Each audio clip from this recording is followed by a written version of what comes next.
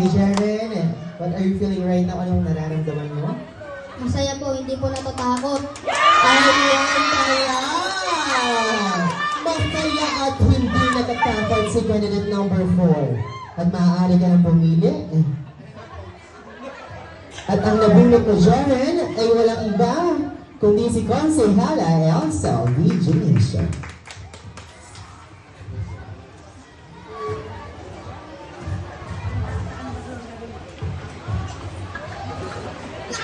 Magandang gabi, Jaren. Ito ang iyong tanong.